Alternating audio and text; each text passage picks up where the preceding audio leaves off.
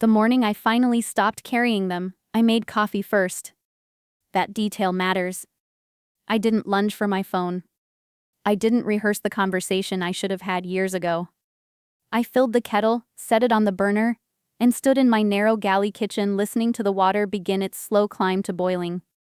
Only when the cup was in my hands, still too hot to drink properly, did I open the laptop and pull up the file I'd named Insurance Docs, a name chosen precisely because no one in my family would ever click on it. The spreadsheet was 14 rows long. 4 years of monthly transfers, each one logged with a date, an amount, and a note field I'd filled in with the kind of neutral language an accountant would use.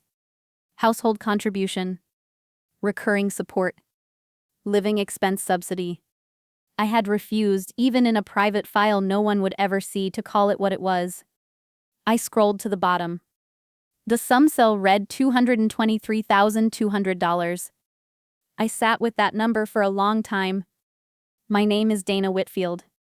I'm a licensed healthcare compliance auditor, the kind of professional hospitals and medical groups hire when their billing practices are being reviewed by federal regulators. My work is by nature about finding what doesn't match, the procedure coded one way, billed another, the authorization that exists in one system and vanishes in the next. I am paid at a fairly good rate to notice discrepancies. I can spot a documentation gap from 50 feet. What I could not seem to do for 4 years running was apply that same clinical attention to my own life. My mother, Renata, had a gift for framing. She was the kind of woman who could say something cutting and have it land as a compliment before the sentence finished. My sister Brooke, 18 months younger, professionally a brand wellness strategist, which meant she consulted for boutique fitness companies on their Instagram aesthetic, was her masterwork. Brooke had vision, our mother said, often. Brooke understood people. Brooke had an instinct for beauty that couldn't be taught. I apparently was good with the details. The dinner at which all of this collapsed had begun the way those dinners usually did. My father, Warren, grilling salmon on the terrace of the downtown apartment, while Brooke narrated her latest project, and my mother nodded with an expression that implied she had personally brought Brooke's talent into the world and was simply waiting for the world to catch up. I had driven 40 minutes in traffic. I had brought wine. It was somewhere between the main course and what would never become dessert that my mother made her observation. Dana handles the practical side of things. Brooke is the one with the larger picture. She smiled when she said it. The smile was the part that got me. I set down my fork. The larger picture, I said, currently costs $4,600 a month. I would love for Brooke's vision to cover it. The table went quiet in a specific way, the way it goes quiet when someone has said a true thing in a room built entirely on the agreement not to. My father looked at me as if I'd switched languages mid-sentence. Cover what? He said. We own this place. No, I said. You don't. I had looked into it 2 months earlier. The condo my parents had moved into after selling the suburban house was rented, not purchased. The proceeds of the sale had gone somewhere else, a fact my father genuinely did not know. He had trusted my mother with the financial transition completely. My mother had trusted Brooke's business venture, a wellness subscription box that had dissolved after 11 months, taking most of the capital with it. What remained was a rental that my father believed was an asset. What remained of his retirement was largely theoretical. I had known this for 8 weeks. I had kept making the transfers. I pushed back my chair.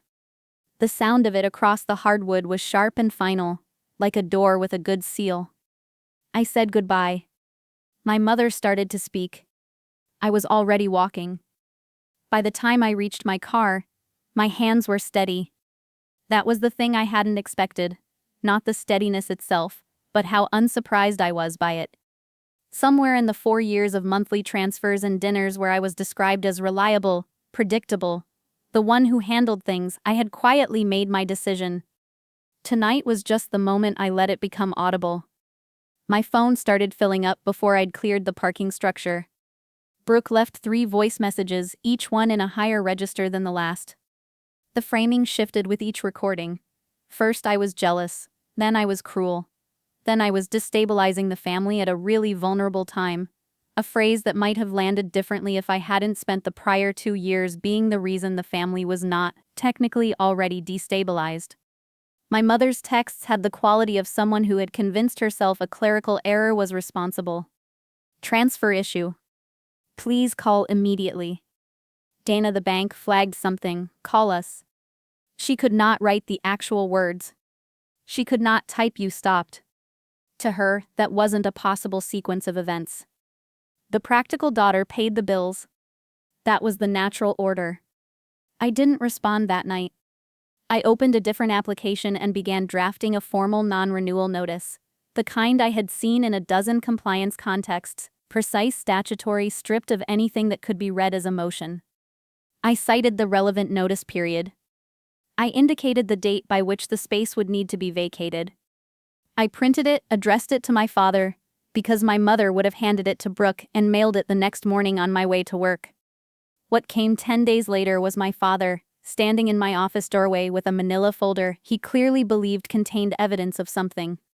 He had found or been given a document he thought was a property deed. He put it on my desk. I looked at it for about 4 seconds. "This is a screenshot," I said. "The county recorder's watermark is a JPEG artifact. The parcel number doesn't match the building's address." I turned my monitor so he could see the actual registry search I'd already run. The transaction history on the sale proceeds was there, if you knew where to look, which he hadn't, and which I did. I watched his face work through several things at once. He had spent years believing the story his wife and younger daughter had been telling. He had believed it because it was easier, because it was the one on offer, because the alternative, that the money was gone, that his retirement had funded a subscription box for artisanal wellness products, was not a story a person volunteers to inhabit. "The $4,800 I've been paying every month," I said, and kept my voice level. "I thought I was protecting you. I was actually just delaying it." He didn't answer. We sat in the silence of that for a moment. 60 days later, I stood in the apartment one final time for the walkthrough. Brooke cycled through several modes: apology, grievance, appeal, with the efficiency of someone who had learned early that emotion was a tool. My mother stood very still, which was how she looked when she had decided the appropriate response was to wait for circumstances to correct themselves. My father looked out the window at the city he had wanted to live in, and had not, it turned out, been able to afford. I left the keys on the kitchen counter. I said goodbye clearly and I closed the door. 3 weeks later, I signed a lease on a 1-bedroom unit in a building I had selected myself, evaluated the financials on, and could afford without restructuring anything else in my life. It was on the 4th floor. In the mornings, the light came in at an angle that made the whole room feel different from the studios and sublets I'd been rotating through for 4 years while paying for someone else's view. I sat at the kitchen table that first morning with coffee and my laptop, the insurance docs folder open, and renamed it last. I had retitled it Baseline, not as a sentiment, as an accounting term, the point from which forward movement is measured. Here is what I understand now. On the other side of it, there is a particular kind of invisible labor that looks from the outside like reliability. The person doing it often believes they are holding something fragile together. Sometimes what they are actually doing is holding something false in place, keeping the pressure low enough that no one has to look at the structure underneath. It is not love, though it can feel like it. It is maintenance of a fiction, usually at significant personal cost. If someone in your life has named you the capable one, the practical one, the one who handles things, it may be worth asking what exactly it is you are handling, and whether the building you are supporting was ever really meant to stand.